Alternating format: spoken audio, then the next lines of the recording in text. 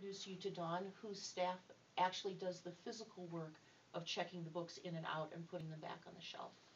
Deci, departamentul ei se ocupă cu cumpărarea cărților, deci aduc cărțile în bibliotecă pentru ca publicul să le acceseze, însă doamna va vorbi despre, ea se ocupă de împrumutul efectiv al cărților și check-in, check-out. Most of what our department does is probably very similar to your libraries. Probabil ce se întâmplă în departamentul dânsei se întâmplă și în bibliotecile voastre.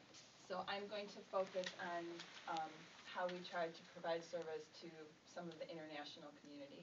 Și încearcă să vorbească despre cum deservesc ei comunitatea internațională. As Mary and Laura said, the most common languages used here in the library are Spanish and Chinese. Limbele folosite cel mai des în bibliotecă, în afară de engleză, sunt chineză și spaniolă. So we have applications for library cards that are both in Chinese and Spanish. Deci, pentru a aplica la un card, poți să completezi un formular fie în spaniolă, fie în chineză și în engleză. And also some information about the library and the policies. Și informații despre bibliotecă și despre politicile bibliotecii în aceste limbi. And another way we try to welcome the communities that visit Champaign-Urbana, we will issue library cards to groups such as Mortensen Center who are only here for a short time. Și încearcă să deservească pe cei care vizitează numai aceste locuri, dând carduri unor grupuri, cum este grupul vostru, de exemplu, prin Centrul Mortensen, puteți să primiți carduri pentru perioade scurte de folosire a bibliotecii. And so it's basically the same rights that other people have. So you can fully use the library while you're here. Puteți să folosiți biblioteca la capacitate maximă.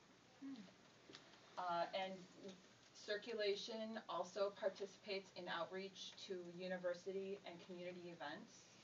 Și departamentul de împrumut participă la evenimente în comunitate cu universitatea și alte instituții.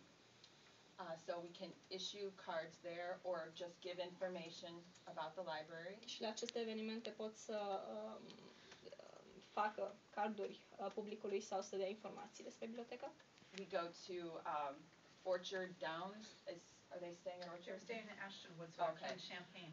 But many international graduate students and families live there, and so we tell them about the library. Deci vizitează și Orchard Downs, care este similar cu locul unde stați voi, cam același tip de apartamente pentru studenții internaționali și post-universitari. Da, post-universitari. And they might not otherwise know about the library. Și astfel îi ajută să afle despre bibliotecă. One thing we have for us at the circulation desk is a service called Polytalk. Ceea ce au la împrumut este un serviciu care se numește Polytalk. Yeah. And if someone comes to the desk and doesn't speak English, we've got cards with common library questions and needs in 30 different languages, including Romanian. Deci dacă vine cineva și nu vorbește engleză, au carduri care pot să-i ajută cu întrebări de bază legate de bibliotecă. În 30 de limbi sunt aceste carduri, inclusiv în română. So I'll pass this around later, but it asks, you open and one half is English, one half is in Romanian. And so, for example, if you came to the desk, you could point to what you want, and the question is on the other side. De jumătate e în română sau în altă limbă, jumătate e în engleză și îți arată, poți să alegi ce vrei să spui și atunci ea are corespondența în engleză pe cealaltă pagină. So many different questions. If that doesn't work, sunt multe întrebări care ar putea să ajute. Dacă asta nu ajută, this service also has volunteer interpreters. Serviciul pe care cine oferă acest serviciu are și voluntari traducători. So we can call them on the phone and they will help translate. Deci pass the phone back and forth. Poți să sune la telefon și cineva va traduce pentru ei. So, anyway, I'll leave that out. Library-wide, we also mentioned the Refugee Center earlier. S-a mai menționat centrul de refugiați. And one of the directors of the Refugee Center is one of the newest members of our library board.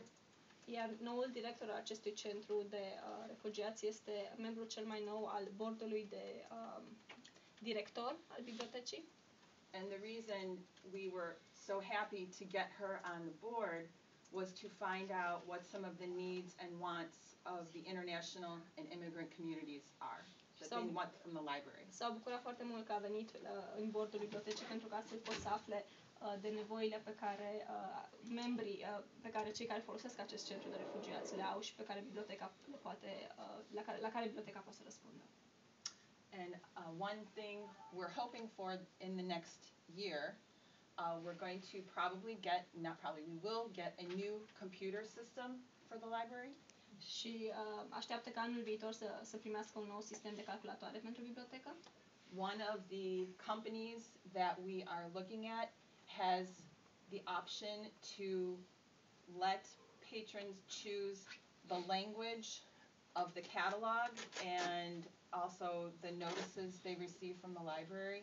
Deci, dintre facilitățile acestui sistem, una dintre sistemele la care se uită este să-i lase pe utilizator să-și aleagă limba în care vor să interacționeze cu catalogul și limba mesajelor pe care le primesc de la bibliotecă. So that would be a great thing to have. Și asta ar fi foarte bine dacă ar reuși să obțină. And that was pretty much Și cam asta ar fi prezentarea. Any questions? Întrebări?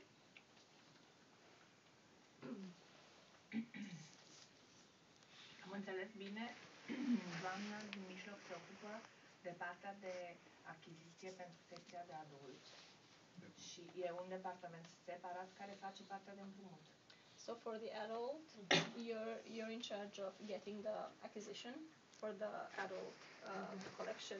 But who's doing the Și fac și servicii de referință și așa și doamna se ocupă de partea de împrumut. and the circulation, just circulation, it's in your department.